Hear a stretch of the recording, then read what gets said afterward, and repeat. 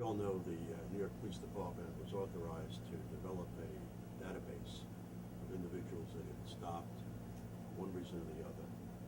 And that was very successful in terms of not only identifying individuals who were at their possession weapons, who were potentially about to cause a serious problem, but since then, a bill was passed in Albany, which I voted against, prohibiting that process from continuing.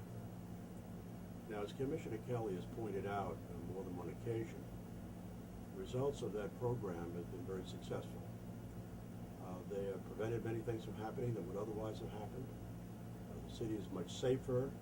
I think they've done a fantastic job in terms of preventing terrorist attacks and other criminality from occurring in our city as a result of this process.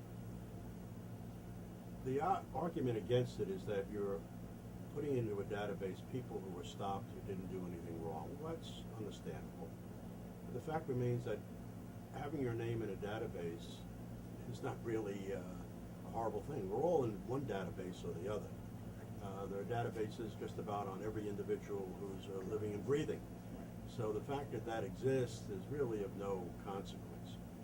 But again, the positive aspect of it is what did we prevent from happening that would otherwise have happened had this program not been in effect? And I think it's considerable. Not only apprehending people who were in possession of weapons, not only apprehending people who were intent on doing something that was criminal, but also providing an aura of security and prevention.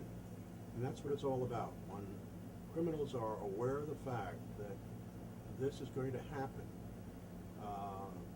there's no doubt it's proactive in terms of preventing incidents that are serious in nature and causing that potential criminal from thinking twice about doing something. This particular program prevented 178 criminal acts from taking place and scores of murders from not taking place. That in itself, I think, justifies the program.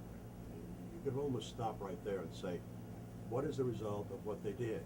And it's positive, with no negatives that I'm aware of. On balance, there's no question that it was the right thing to do, and it should have been allowed to continue. Now they have to put this information on pieces of paper. It's going to be cumbersome, ineffective, time-consuming, draining our resources in a fashion that we shouldn't have be allowed to happen.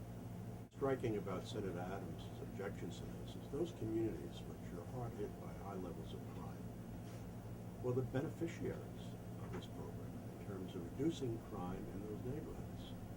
Now, everyone is affected. My constituents who take the bus and the subway to work are in those transit systems, and so they are protected by virtue of what does not happen or should not happen.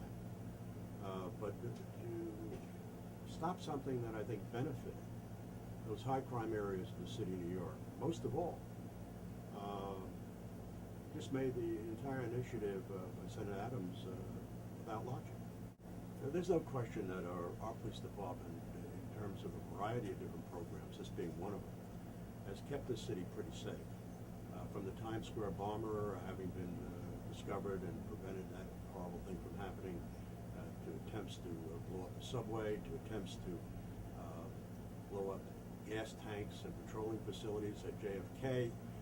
You can go on with a long list of successful efforts on their part. And this program is all part of that overall approach. Proactive, collecting data, going where the problems are.